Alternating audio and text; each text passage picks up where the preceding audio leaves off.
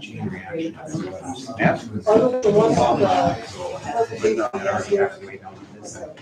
Amy's not going to be here for the representation, but I can give you your, we discussed it at Parks and Finance and at so I can give you a little input on there. I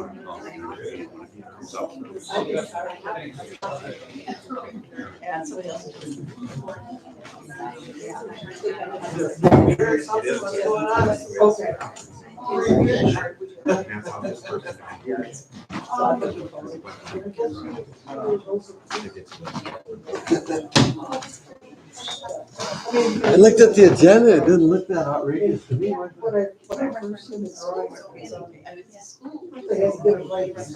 I didn't get it. I take for granted that. But so many people are just like, like when currently where things are. Yeah, I'm gonna pass out just a couple things. Yeah,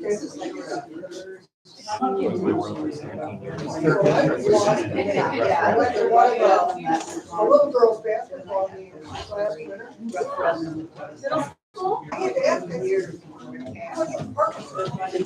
The last time I was at school, she went in and out the same entrance. And it's like. Yeah, and a lot of people are not very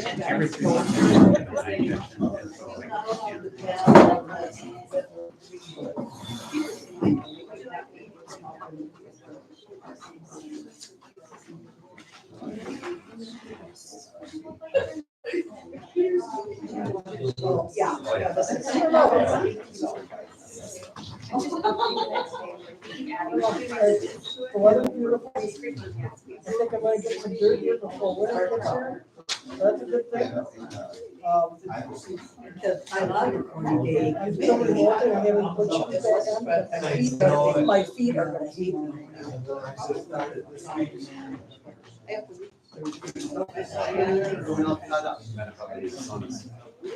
Yes, I'll sneak it in June.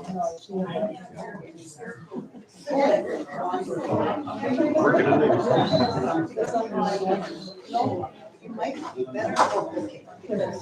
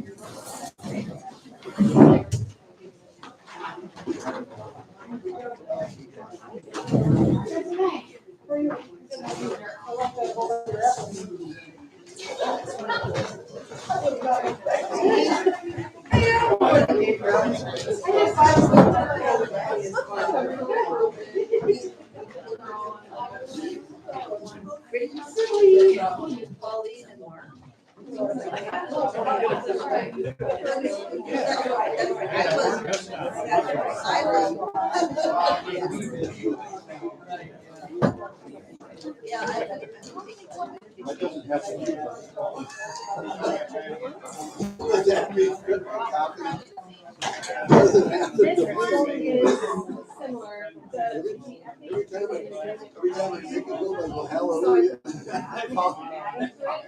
More and more conversations.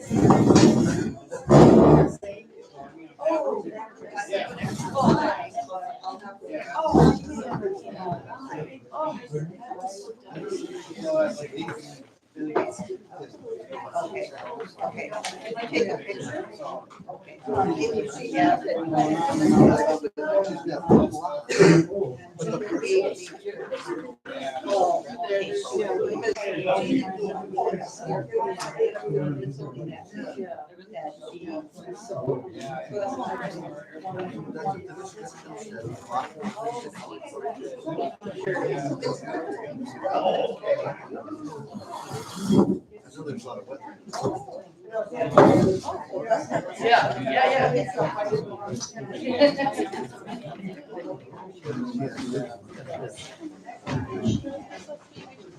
How you doing?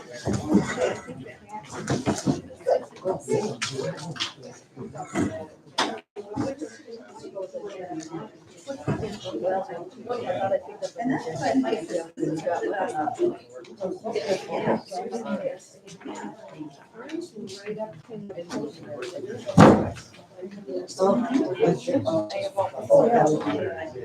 I have a video for the cat. Oh, you have one in there? They're just motion.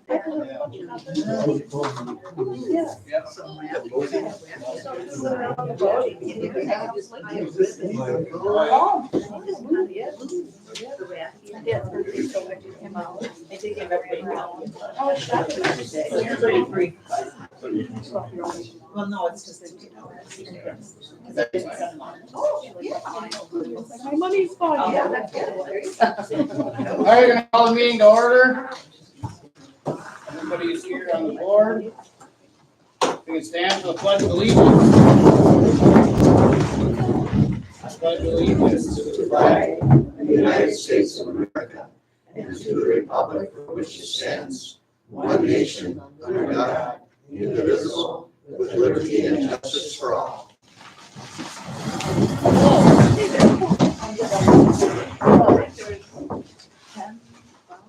Minutes of previous board meeting, there's actually two, the regular meeting and the special meeting, special board meeting for the agenda. I will make a motion to approve both sets of meeting minutes. I have to make one correction.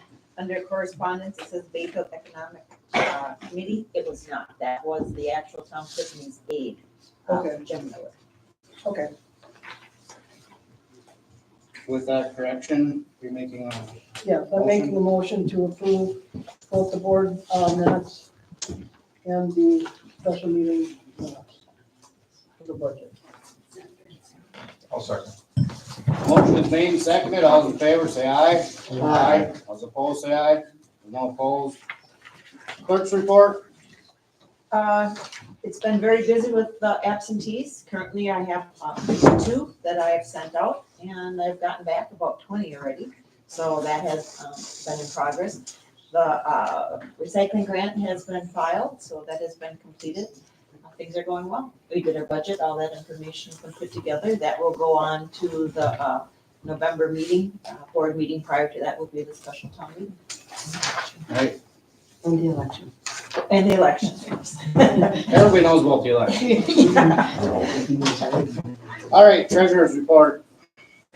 I will make a motion to accept the treasurer's report. I'll second that motion. Motion is made and seconded. All those in favor, say aye. Aye. All those opposed, say aye. No opposed. Board comments? Yeah, Paul, our website group is going to meet next Tuesday at 9 a.m.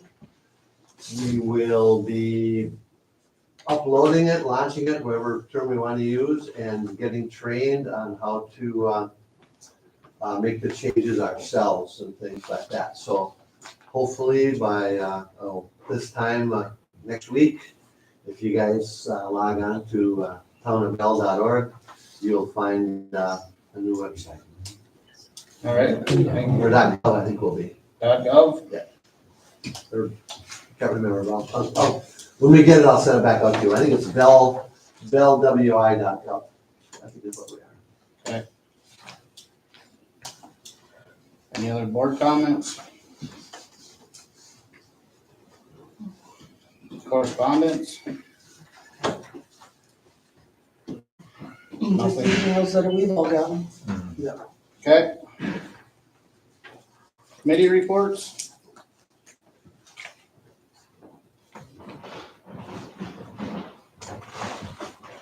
Sanitary district report? I have a brief sanitary district report. My brother is not feeling well.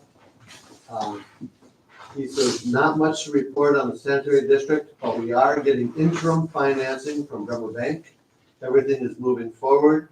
We need to thank the town for closely working with our crew with the new equipment deliveries and the soil boring contractor to finish that portion of the planning stage.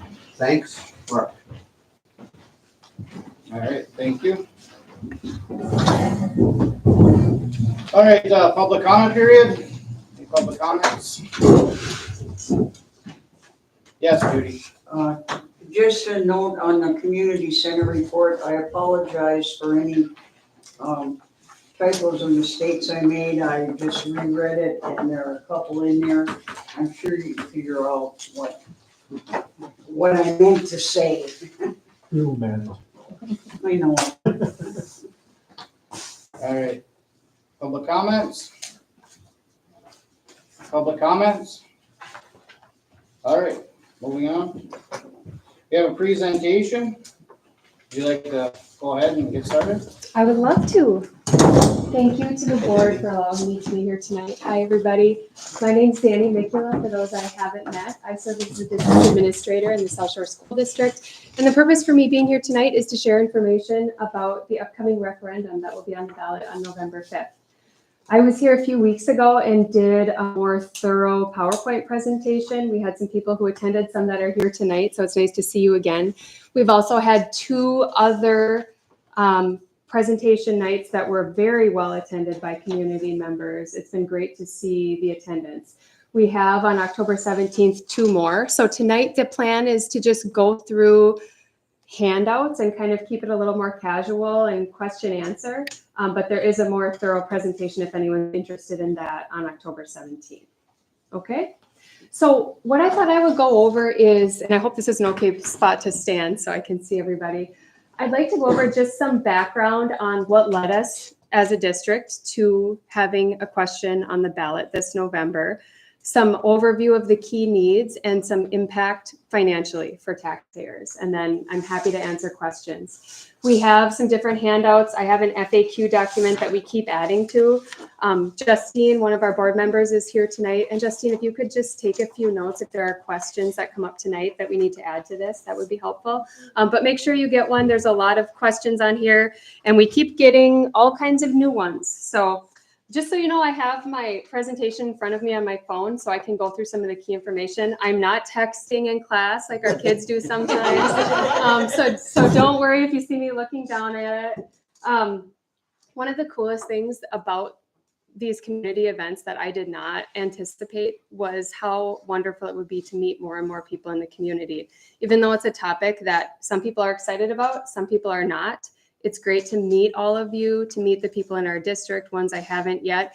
And one thing that I have noticed is that the support is just overwhelming in terms of not necessarily the referendum, but support for the school district and for the kids of our community. And that's why I'm here, is those kids, your neighbors, your grandchildren, for some of you, your own children who are in the district. That's what is behind everything we do. So sometimes it's helpful to get a little context of where we are in the state of Wisconsin with referendum. We are one of a third of districts in the state of Wisconsin that have a referendum question on the ballot this November. So almost over 33% of districts are asking their taxpayers this November to increase their taxes to support their schools.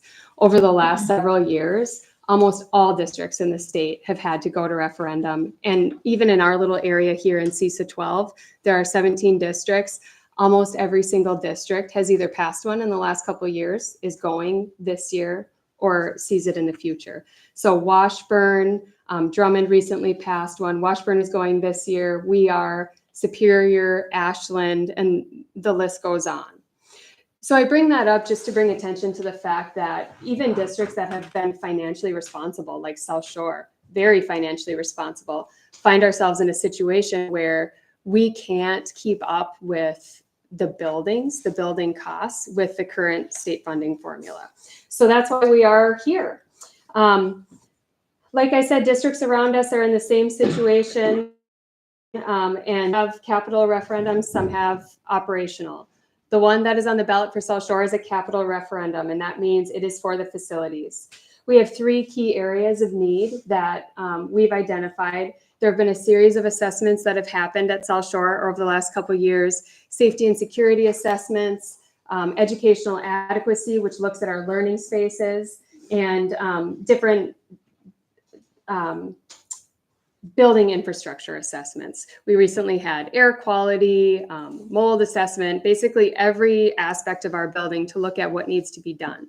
The good news is we have a really solid structure. We all options were on the table in the beginning. Do we need a new building? And quickly we realized, no, there's a lot of good that we can repurpose and use, and to really prioritize what do we need versus what do we want. A group came together and spent a lot of time developing a plan 2 years ago, a community group, and got to the table. And actually the goal was to go to referendum earlier, potentially.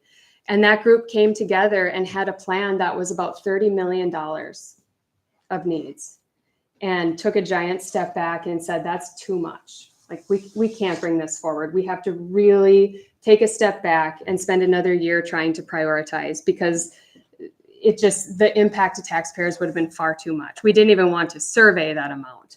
So the board made the decision to take a step back, to actually end the relationship with that consulting company and go with a different one, because we just felt like we needed to get some second opinions.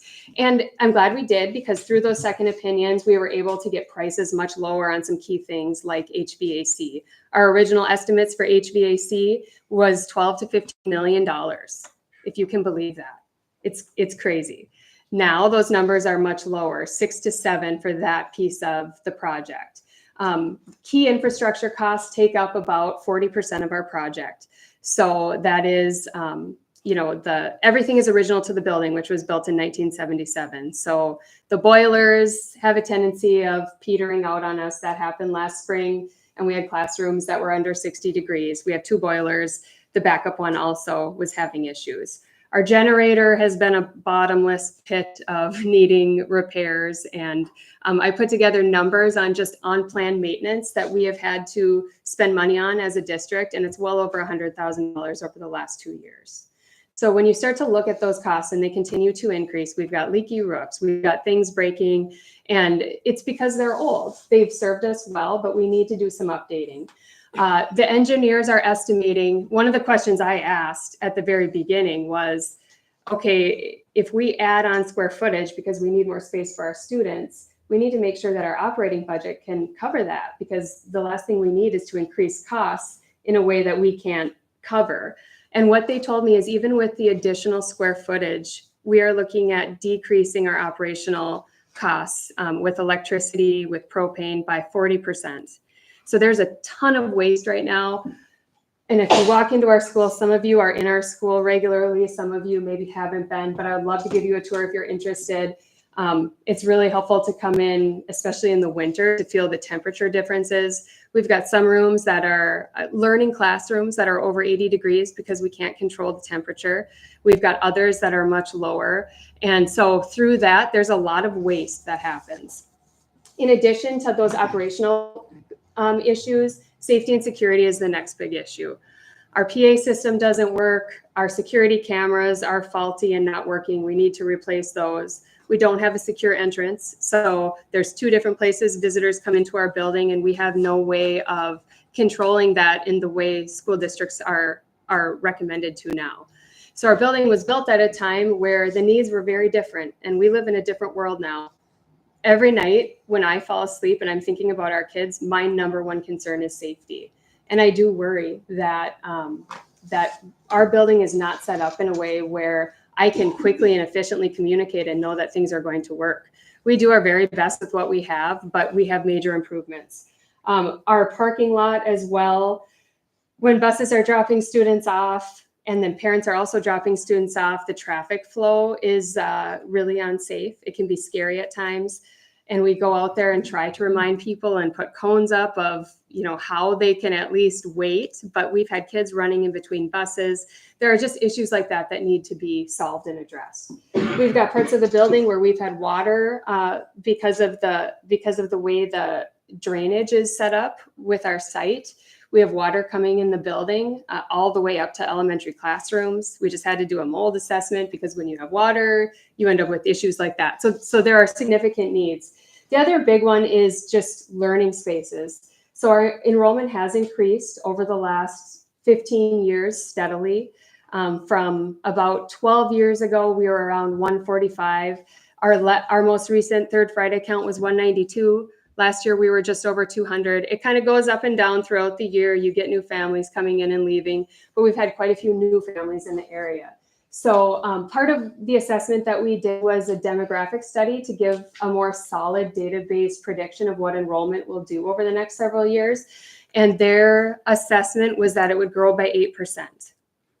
This is not typical in Wisconsin right now. We see Wisconsin enrollment declining overall, especially in the southern part of the state. I think people are coming up to these more rural areas because they want a different experience for their kids. So enrollment projections is guesswork. It's sophisticated guesswork, and there are no guarantees. No one knows for sure what's going to happen. But based on the formulas that they use, they estimated an 8% rise at South Shore. So we have classes, we have a lot of waviness in our classes. My son is in first grade and he's got 21 students in his class. We have another class that has 9. The average class is about 14 students when you average it out. So that's important because some of our classrooms, we have a couple that are sized appropriately, but we have several spaces that are used as classrooms that were never meant to be classrooms. And so what ends up happening is we have kids in small enclosed spaces without windows, and we do the best we can, and we still deliver a good education, but it is not an appropriate learning environment for children. They need natural light. They need fresh air. We have sicknesses that circle continuously in our building, unlike any school I've ever worked in, where kids are sick constantly, and it's because of our airflow. We know this. The engineers told us that our air exchange is one of the worst they've seen. So we're just circulating. And actually, another piece of that is they shared our boiler is undersized for our building, and they couldn't figure out, well, how is the building even staying heated? It's because we're circulating old air all day long, and that's not good. So those needs are really important. The space needs are important. We have high school students that are learning in the library or learning in different spaces because we don't have enough classroom space. Again, we're all problem solvers and we're gritty and we make it work, but it is not appropriate for 21st century learning. Okay, so that's some of the background. How many people in here took the community survey that was sent out in the spring? I know there were some. Okay, good. So most people, we heard some feedback that some people didn't receive it.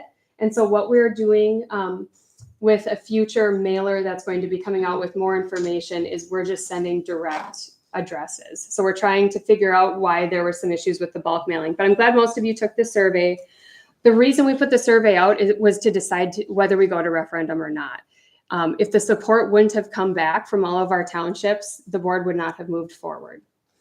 So a survey was sent out by School Perceptions. They've done over 10,000 surveys. They're an independent company. They have, they really measure success by predicting accurately whether something is going to be successful. So they're not trying to push it one way or the other. And 57% of our respondents shared that they believe we need to move forward with something to solve the issues, like a capital referendum. The overwhelming majority of people also said you need to lower the cost. So in that survey, the amount was $23.5 million that we tested, and we had to really come back to the drawing board with our community focus group and dwindle that down. Now there is a question on the ballot for $14.75 million, which is still a lot of money. It's significantly less than those prior numbers of 30 million and then 23.5 million. With the cost of construction going up so much, I think we're all surprised at just how high those numbers are. So as a result of the survey feedback, we prioritized based on what we heard from people. And what we heard was the daycare spaces are not needed, so take those out. We decreased the elementary square footage to take out the additional spaces we would have utilized for daycare. We shrunk the size of the addition. In the front, it was 2 stories originally, now it's just 1. So it went from 20,000 square feet of new addition to 12,900 square feet. So those are some of the changes that were made. This is a drawing, and I'm not sure how well all of you can see it. But I can definitely stay after too or answer questions. This is our current building. I'm not sure how many of you have been in the building recently, but the red would be new square footage. The white is the existing building as it is. The whole building would be updated with the heating, ventilation, the new electrical lights. So they tear down the ceilings and the walls and they redo everything at that point. There's an economy to scale to doing all of these projects at once. We asked about a phased plan to try to make it maybe more affordable little by little. But what we quickly learned is that doing everything all at once saves significantly. And then you also don't have your building under construction for 10 years while kids are there. So classrooms would be updated in the core of the building. The gyms would not be touched. Those are good the way they are. Locker rooms, there's not a plan to update those. Those are functioning well the way they are. But the rest of the spaces would have updated furniture, updated finishes. I have some pictures in our bigger presentation of what some of the current finishes look like, and they're what you would imagine from the 70s. It was a good decade, but some of the colors and just things falling apart that are yellow and orange, it's kind of mismatched. All of that would be updated as well. The addition right here includes a consolidated office space. So we would have one office. Right now we have two. We'd consolidate that down to one. We'd have a two-stage secure entrance, a community accessible student weight room and fitness center. So of course the primary purpose of this space is students. They need to have a fitness center they can all access. We have a child in a wheelchair right now who can't get up there. It's not ADA accessible where the current fitness center is. You can't breathe well up there. It's up in kind of a dark and dingy hallway. How many of you have been up there? Yeah, it definitely needs some work. So that would come out in front here. And then the pro to having it right here is that we would open it up to the community and they would be able to have access to that as well. So that's kind of the core of what we would be doing differently in the building. And now I'm going to transition to finance, and then I'd be happy to take questions. Just want to make sure I didn't miss anything big. So the cost breakdown, the whole project is $17.75 million. Our board is taking $3 million from the district savings or fund balance to put toward the project so that the impact to taxpayers is a bit lower.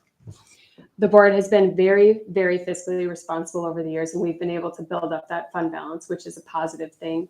It still leaves us in a very favorable position long-term. We've looked at budgets and projected our budgets 5 to 10 years out. Of course, the further out you get, the less accurate it is because there's so many intangibles, but we're very confident in our district's financial viability. So that's an important piece that I've been asked about quite a bit. The impact to mill rate is $1.96. So that means for every $100,000 of equalized value or fair market value for your home, every $100,000, you would pay $196 a year additional. And that is on the equalized value. So when you get your tax bill and you say fair, I think it's listed as fair market value on there, that's the amount that you're looking at. The finalized numbers just came out from the state, which are reassessed every year for our district. And it's about an 11% increase in the equalized value across our district. It's going to be different per township, but overall, that's the increase for this year. And that's set by the state. The district has no control over that. It's a state statute that's how our finance works. And so that happens every year. Our projected mill rate for this next year is $7.82. Over the last several years, it's gone from $11.19 in 2018, and it's come down over those years to what we're projecting for this year, which is $7.82. One thing about mill rate, and I think everyone in here probably has different background on familiarity with school finance and what these numbers mean. The mill rate is set based on the equalized value of the district. So when the value goes up, the mill rate goes down. That doesn't mean you're paying less money in taxes. It means that your home is worth more. So it's a bigger number being taxed at a smaller rate. At the end of the day, are you paying less? No, you're not. So it's important to understand that. Since we're in finance, now might be a good time to open up for some questions because I know that's the big thing on people's minds. And I'll tell you, I'll do my best to answer questions. If you ask anything I don't know, I will get back to you. Yes. Do you have any idea that what these proposals changes would be as cost per square foot to the building? They do give estimates, the architects, that's how they figure out these projected costs for new construction versus like light remodel and medium. Is that what you're asking?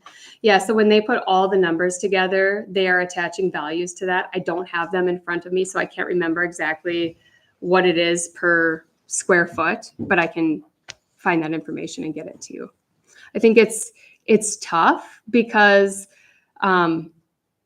part of it is planning for things when you're pulling all of the walls apart and the systems and the infrastructure. It's also planning for the unplannable things.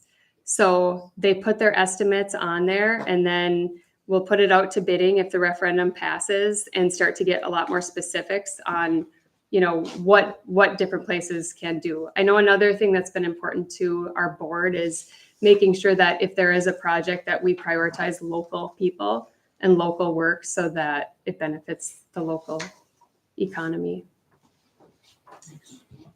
Yep.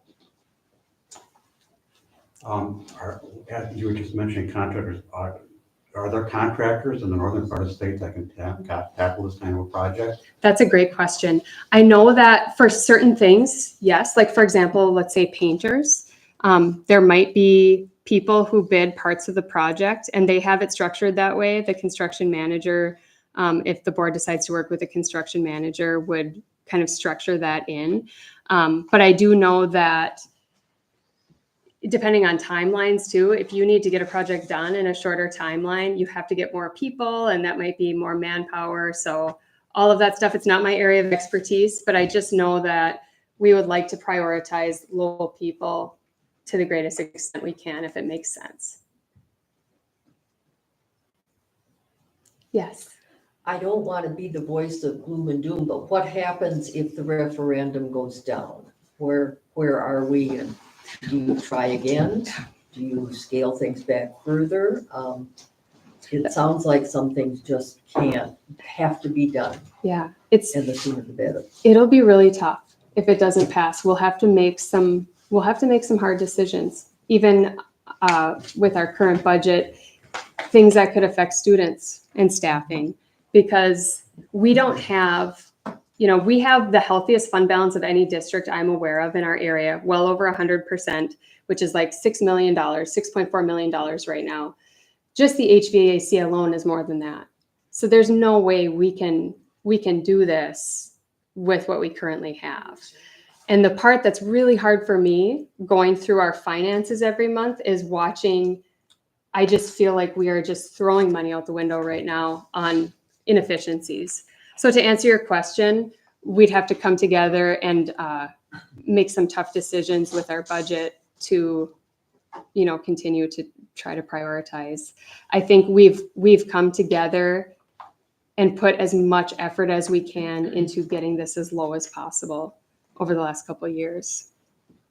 So I don't know if that answers your question, but yes. Having just been hearing a lot about the independent living senior housing and hearing statistics about how the huge number of senior citizens, especially those on fixed incomes and Social Security that live in this district and in this area, I'm concerned that our taxes rising that much higher without our income from the government going that much higher, that a lot of the seniors are going to be forced out of their homes. Because, correct me, this is going to be for 21 years. Yes. The increase will go for 21 years.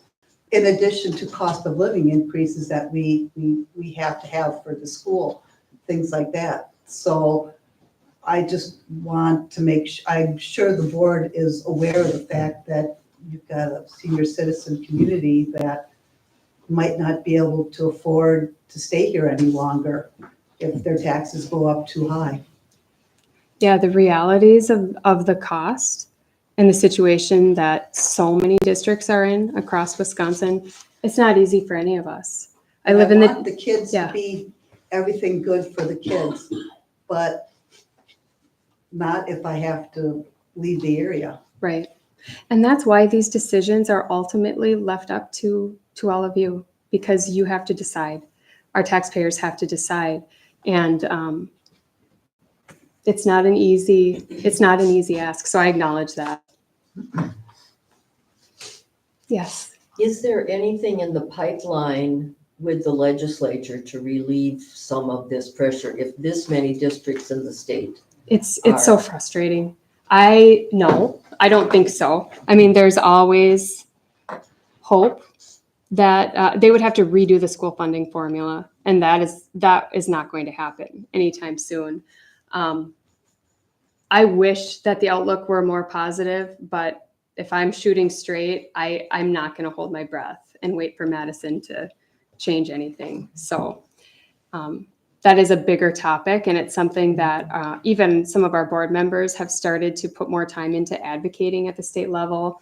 I do as well. Our small rural schools like South Shore are the ones that get hit the hardest, because keep in mind, and I don't want to go into too much of a school funding rabbit hole, but most of the districts around us, like Ashland and Superior, they get millions and millions and millions of dollars every year in state aid. South Shore got $24,000 last year, and this year we're projecting like $19,000. We just don't get state aid, state equalization aid. So it all lands on the backs of our local taxpayers. And why, you might ask? It's because they figure out those numbers based on our equalized value as a district, and they divide that by the number of students we have. So when you have 200 students, it looks like we are a property-rich district. We're not. Anyone in here feel like you're rich? No, none of us do. And it's the small rural districts that are not surviving because of that. I would also add that costs like transportation and some of those costs that are lower in bigger places are much higher for us at South Shore. And as much as we try to be responsible with that, it's just the reality of where we're at. I didn't share this at the beginning, but when you look at our outcomes for students, we're in the top 4% of the state with achievement. So we are offering an experience to children that is world-class, I think. And our community has made it really clear that they do want our school to stay open, to stay in the area. And in order to do that, we need to have a building that functions. Yes. Has the board considered any changes to this plan that could maybe reduce the cost? Not wanting to, but still be able to eliminate some of what you want and to keep the costs down a little bit, and still have heating exchange and health factors work out? Yes. The board spent 2 years So with the community so there group. could be changes in this plan that you've got before us now. This plan before you now is the result of that prioritizing and really boiling it down. Ultimately, that group of 30 to 35 community members that we had coming together multiple times ended up supporting this plan with the new square footage decreased and really shrinking the amount of new. So they did decrease it quite a bit. What can the district do about keeping the 50 kids that go to another district? I know that they have a choice, and if the board allows, and the receiving district allows, you can go back and forth. Is that something that would help us if we could keep those 50 kids? You get more aids for each individual kid, don't you? But Yes, the more students we have, the more that what we're allowed to levy as a district is based on the number of students we have. So we look at those student count numbers, we take the 3-year rolling average, it's a state formula. So if we have 200 students, there's a per student amount that we are allowed to levy And that's what we disperse across all the equalized value in the district. So if we had 500 students, that would raise that amount significantly across the district. And then our local taxpayers would be paying that. So do we want students to stay in our district? Absolutely. I ask myself that every day. Like, your question is basically, what do we need to do from a leadership perspective too, to keep improving our school so everybody wants to be at South Shore? And we have a very detailed strategic plan of some key things we're working on to do that. But to answer your question, would more students mean? So, oh, go ahead. I was just looking at the interest rates, and it looks like you guys are pretty conservative. Very. So there's a chance that the interest rates could be lower, and then the total would be a little bit less that way too. Yes, the numbers that we put out are worst case scenario. They will be lower based on the interest rates, but also I think our mill rate will be lower than we projected as well. We just don't want to come out and share numbers and then have to come back to you and say, oh, never mind, it's a little bit higher. We'd rather come back with good news, but yeah. So overall, some of the key things that I just want to review, and then if there's any more questions, we can answer those. It's $14.75 million, question on the ballot on November 5th for key safety and security needs, building infrastructure, and educational spaces. Our board is putting $3 million from fund balance toward this project as well. We've looked at multi-year projected budgets to make sure that we're making a responsible decision. This plan is the result of 3 years of work, assessments from experts, and many community members and their involvement. We've had a lot of attendance and engagement like this at the meetings, so I'm really appreciative of that. The questions are really helpful too. We'll keep updating as we get more questions. And if you have something on your mind, maybe you're not comfortable asking, you can stop by, you can call, email, tell me you want me to come to you, I will.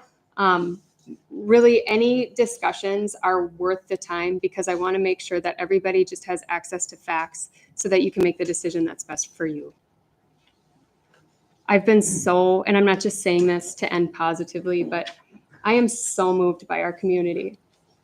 Every time that I go to these sessions and meet people and listen to them, I hear so much support and engagement for not only our children, but for your neighbors.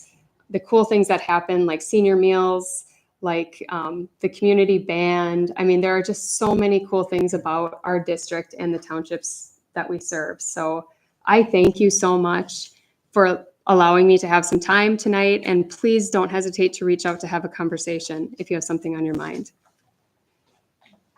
Thank you. Yeah. Thanks for coming. Yeah.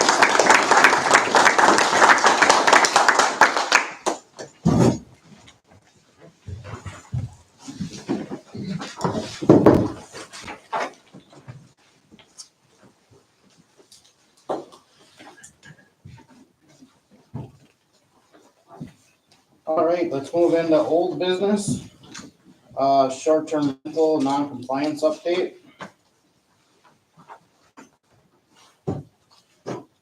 As of today, we have one person that hasn't signed the certified mail receipt for the 4 citations that were sent out. One was a mistake on our part, so that was withdrawn. So there's 2 remaining. One, we got one today, is that correct? One application today. And the last one, we got a letter saying they will not be renting their place out till further notice. So besides the one that hasn't signed for their letter, we have, I guess, everything worked out for now. So we're just waiting to see what the last person does, or if we get a confirmation on the certified letter, but that's all I know. Questions? Well, don't have any questions. Okay, Sounds good. Positive. Yeah. all right. So moving on into new business, we have Amy Ogren transient merchant application. And Doug, you said you had some information you could share on that? Yes, Ms. Ogren made a presentation a while back at our last Parks and Lands meeting. And she would, I have her business plan here. She didn't have a business plan at the time. And it's a mobile sauna, 7x14, and she's able to move it around with a vehicle, a tow vehicle. And she has all of her, what she would be doing as far as guests and monitoring that and all that. We looked at, she wanted to go down at the lakefront. And I know a lot of people don't want any businesses per se perched at the lakefront because it kind of might open up a can of worms like food trucks and all kinds of other things that want to be placed down there. So I suggested maybe appropriate place for this business would be down at the Marina Shops, maybe next to the green shed and between the green shed and the fish shed. And so I said, put together a business plan also. So she came to the Harbor Commission last night and made a presentation. She had more information for us. And we did say that maybe it would be best down by the Marina Shops. But then as the discussion went around the table, and one of the things with the sauna is after people want the sauna experience, they want a cold plunge, which would be in the lake. And we came up with an idea that might work, pending the board's approval and all this, would be to go to the historical marker site, where it's kind of hid behind the trees. It's kind of isolated from the beach area. And she could back the trailer in there, and people would have privacy. They could get out and jump in the lake, and it's an idea. But I said, we can make recommendations. Like I said, the Parks and Land made a recommendation. We supported the idea. We just couldn't find the right place for it. Harbor Commission looked at it and said, maybe that'll work. But that comes back to the Parks and Lands because it's a town property. But I want to put that forth. Is that something that the town would welcome at that place? That's where we are right now. Okay.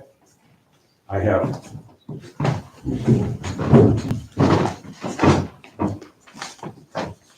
this is our business plan.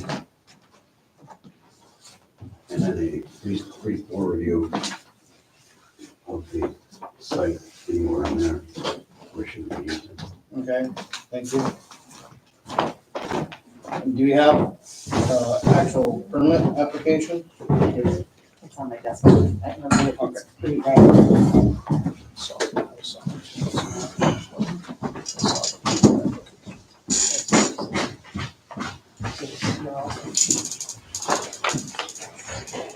They don't want, people don't want to jump in the slip? We used to. We don't like it. Right, Katie? Told that. We didn't have one either. I think we used to get on the fishing boat ropes, right? And now we haul ourselves up. Yeah. On this Tuesday, she was gonna have a coffee shop. So that's changed. That was my understanding when I talked to her that that's what she was planning on as far as this permit for now is that. She had talked about doing like pop-ups, like at different businesses, and she had asked me to do like one weekend in October, November. And I said, like, let me know how this goes. So she's just talking about one weekend. Yeah, like a pop-up. Not forever.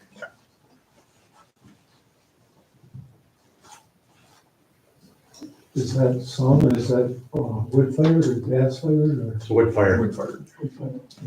My concern was that if the Harbor Shops, when she fires it up, there's gonna be a lot of smoke and it might be disturbing to some people there. Yeah.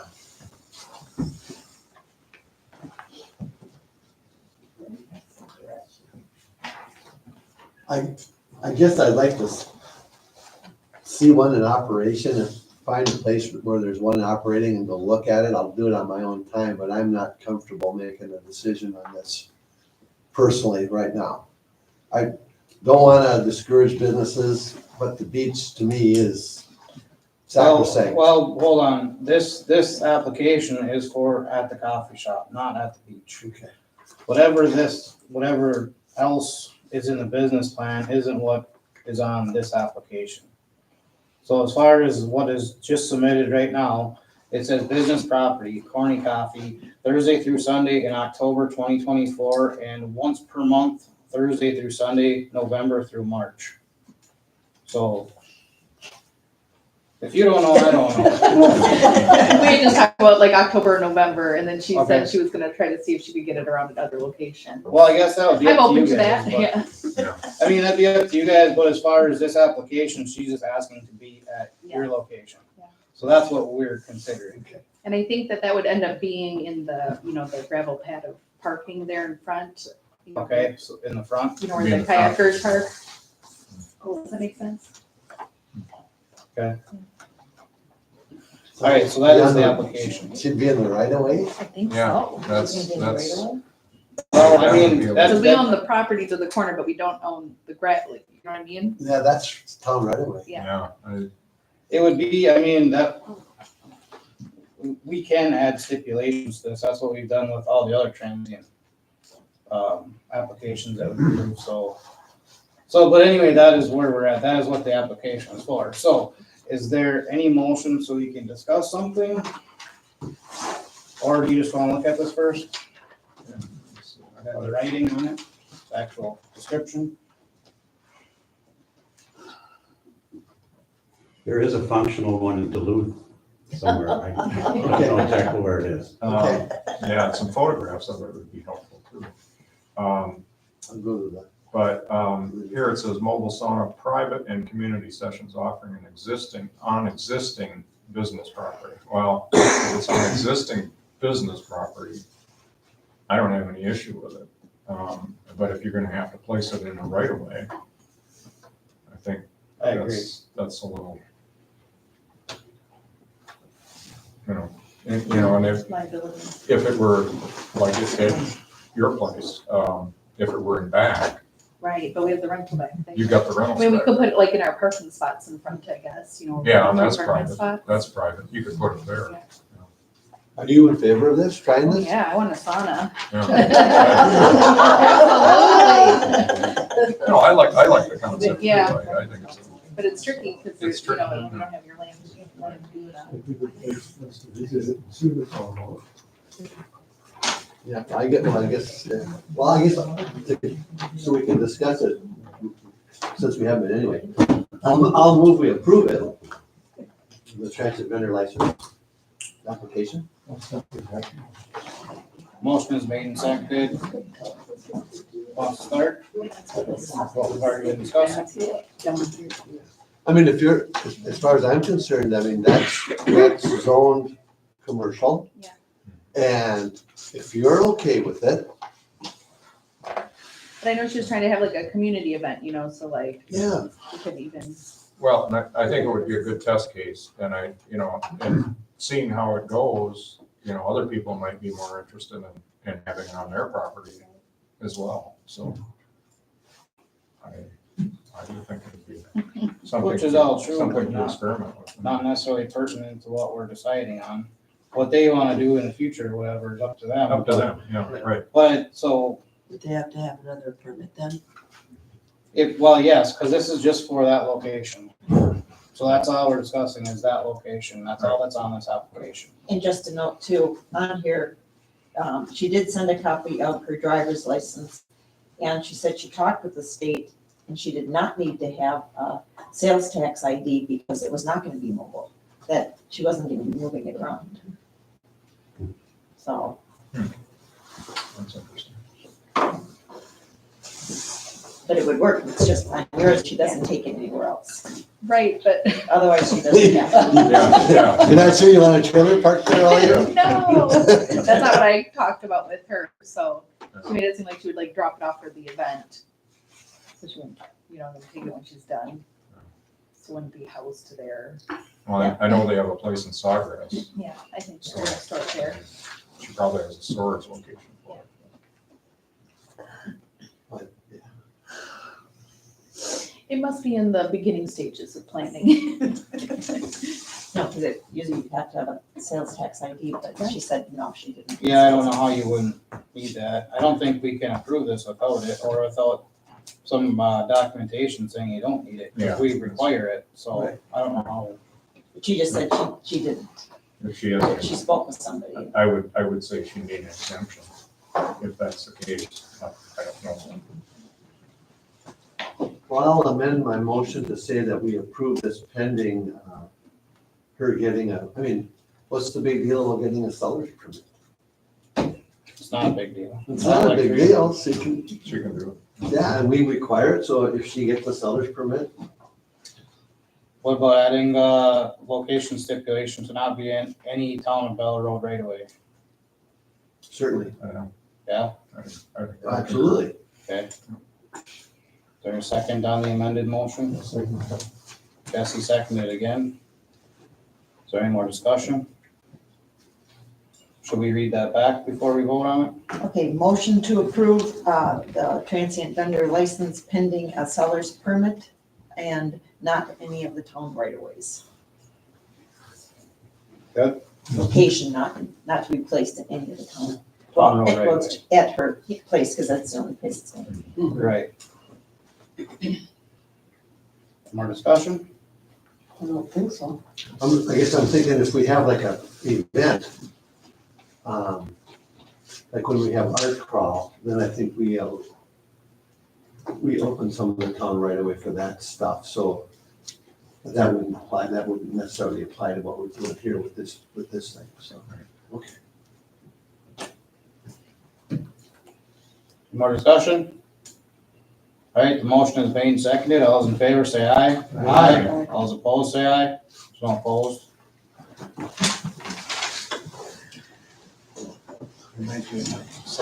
All right, Duluth conditional use permit. Hey, son. Duluth conditional use permit application, discussion and decision. Did you review? Yes, we did. We reviewed this at the planning commission meeting, Tuesday evening. Rob Sherman was there to help fill in some of the blanks because we did have questions. And the recommendation from the planning commission is to approve the conditional use permit with the condition that, I gotta get the right one here. With the provision recorded that only one residential at a time be utilized as a short-term rental. And that was seconded and approved. There was 4 of us there. We had 3 yeas and 1 abstain. Are you gonna make a motion to that? Yes, I will make a motion to recommend approval of the Luth conditional use permit for Blueberry Lane. With a stipulation that you, Yeah, with the stipulation that only one residential dwelling at a time be utilized as a short-term rental. is there a second?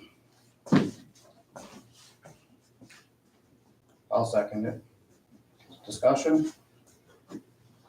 I was confused. I looked at the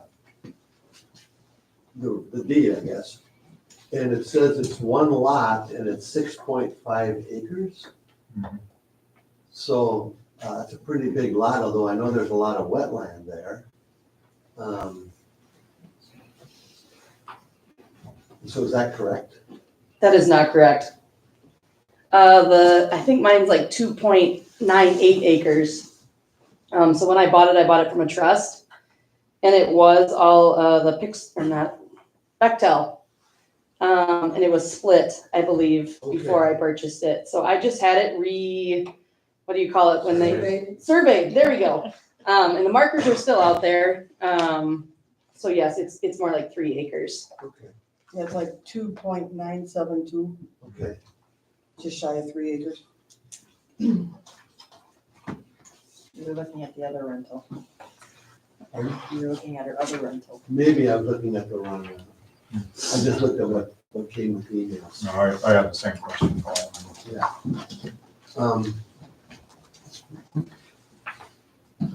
I don't know how we're gonna enforce which, Well, if you want a little bit, and please fill me in if I'm not correct on this. This will be for Lacey's residence. So that's what it's gonna be for. We did have some discussion, we had quite a considerable amount of discussion on Thursday evening. And as Rob pointed out, he himself has a short-term rental that's about 400 feet from his home. And which does work, because if there's any potential problem, something comes up, something goes wrong, somebody's around to be able to help address things.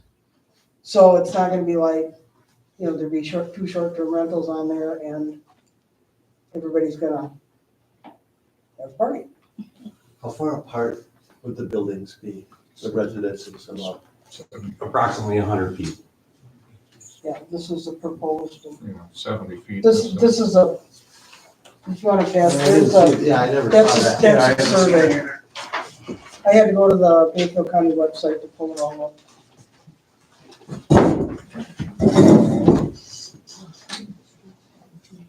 Here's the whole packet. if anybody wants it.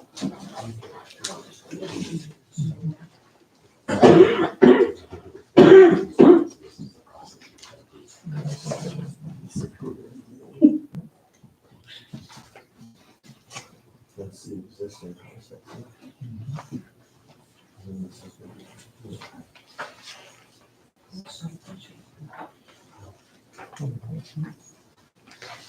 From the property line,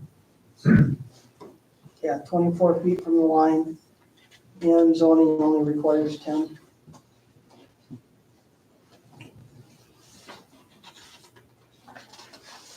While you guys are looking at that, I did find out with emails that I had received, emails that have gone to the county, that there has been some misinformation, however, this all came to be. This would be for personal reference, not a short-term rental, as a couple of neighbors have pointed out. This is not a rezone, this is not a variance. Both of those letters have gone to the county.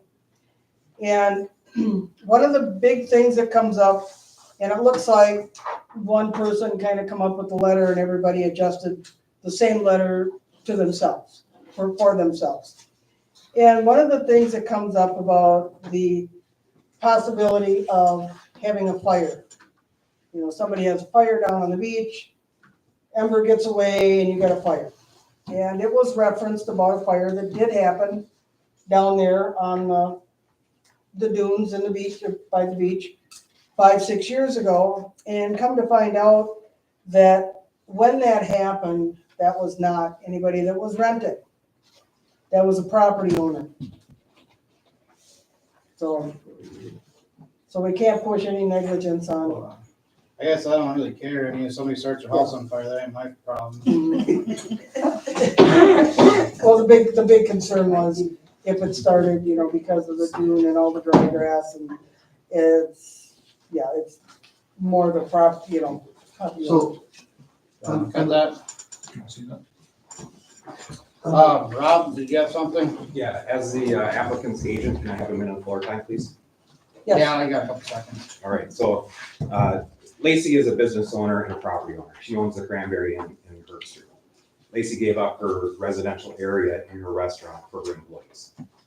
Lacey has a seasonal cabin on the property already that's rented out during the summer. It's not suitable to be lived in the winter. It's got single pane glass, and if any insulation, it's barely insulation. So Lacey wants to have a place to live as a business owner or property owner here. She's asking for the town's blessing to have a second residence on a very large parcel, so that she can, one, keep an eye on her rental, and two, have a place to live personally. So we're just here looking for the town's support before going to the zoning committee for the conditional use permit. Lacey wants to have a place to live, and she wants it on Blueberry Lane. If you have any questions, I know that there was some concern that there was possibly a trailer that was being rented out. That's not true. Lacey and her daughter stayed there because she doesn't have a place to live.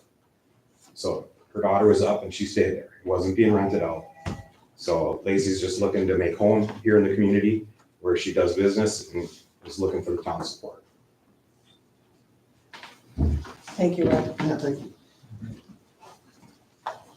Yeah, I don't see any reason why we wouldn't recommend approval. What is there that we wouldn't? I guess I'm just wondering what, my last question would be, what are the lot sizes on Blueberry Lane? Which one? Are they all different size? Pretty much, yeah. And we have like 100 and, well, I know in the village it's 50 feet. It's 50 by 150. is- That's different. This is a plotted village. That's not. Okay. So it sounds like there's room for it. Yeah.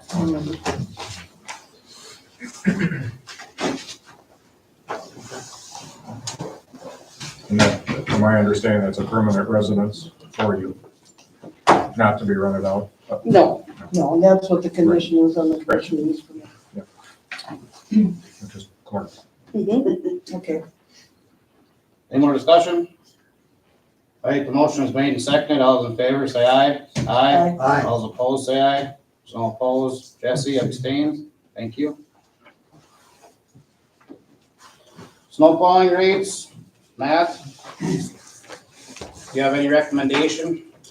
Raise them 2.5%, but everybody should be aware that because of the exceptionally lack of snow winter we had last year, that overall the time per driveway weighted through your average is gonna go down.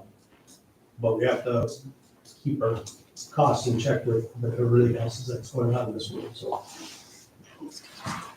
Okay. And I can get those updated numbers to Mary Beth, 'cause I'm sure you're getting it all sent out, right?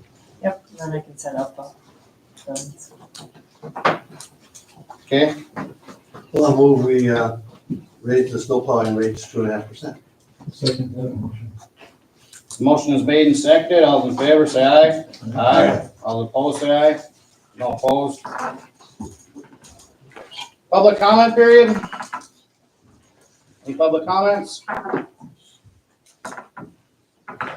Yes. I would just like to thank the superintendent for being here this evening and providing us with information. Coming to us is always wonderful. So thank you very much for being a part of it. Public comments? All right, do I have a motion to adjourn? Make a motion to adjourn? So second. Motion is made and seconded. All those in favor, say aye. Aye. All those opposed, say aye. All opposed, we are adjourned. Thank you for coming. That was somebody had recorded.